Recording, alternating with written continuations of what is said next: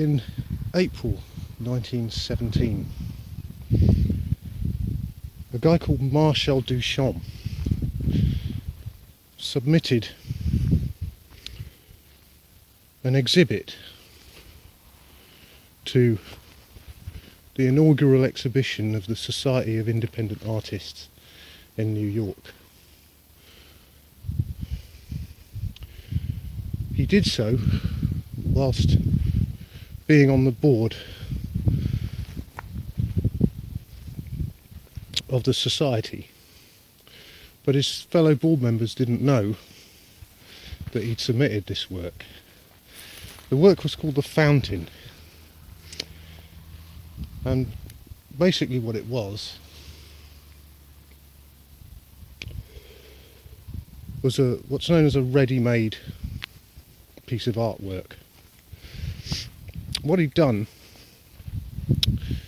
he found an old latrine out of a bloke's bogs, turned it on its front, added the inscription R. Mutt 1917 and submitted it to this exhibition.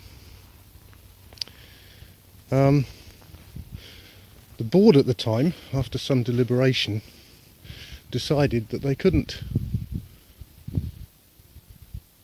rule the exhibit inadmissible, but it was not displayed in the main hallway. Needless to say, it didn't win any prizes. Duchamp subsequently resigned from the board after they declared that it wasn't a work of art.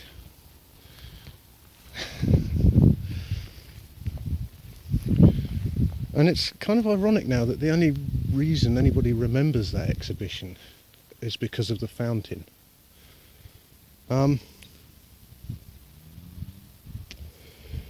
Duchamp's position was that he was an anti-artist. He was reacting against all that was the artistic establishment at the time. Remember that this is the First World War, an event that shattered a lot of people's faith in a lot of things to do with civilization. First of all, there was the Titanic, which shook people's faith in the ability of technology to solve our problems. And then, of course, there was the First World War.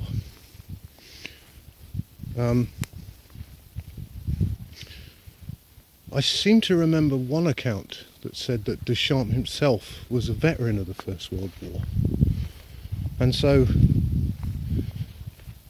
his stance on the bourgeoisie, on all that is comfortable and decadent, is kind of understandable from that standpoint.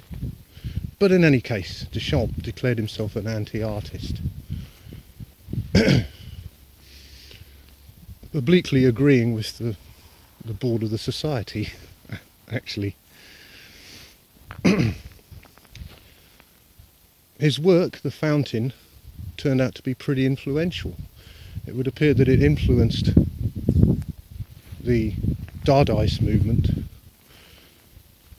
and also the postmodernist movement, which was not due to start for another 60, 70 years or so. Duchamp, at the end of his life, or near the end of it,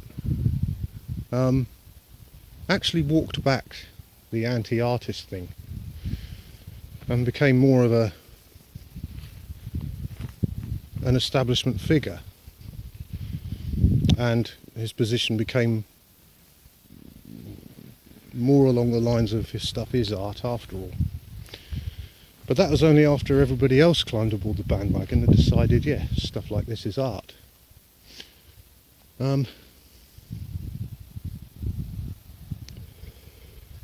As I said, this movement was heavily influenced by that one work.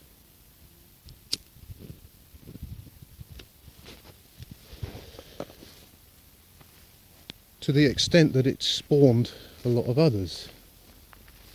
I mean, in our own time, we have the shit that, you know, the Saatchi brothers buy, and no normal person is really able to figure out what the appeal of this stuff is.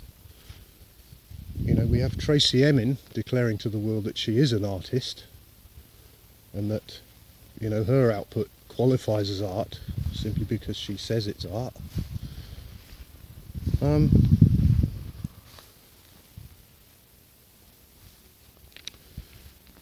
And so that's very much where we are today.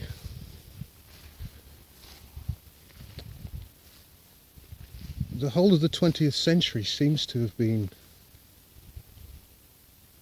a sort of dry run to soften people up for the idea that a thing can be its opposite.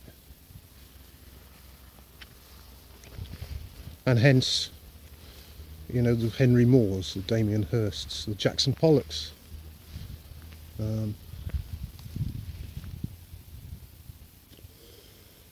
And of course there may be others in the future who will really show those guys how it's supposed to be done. It looks like they've won, at least as far as the establishment is concerned. Because where is the modern day Goya? Where's the modern day Holbein? You know, I'm sure these guys are out there, but they're probably flogging copies of their work in libraries for 400 quid a pop or less. And there's something grassroots about that. And they're probably shifting more product than the stuff that Saatchi buys.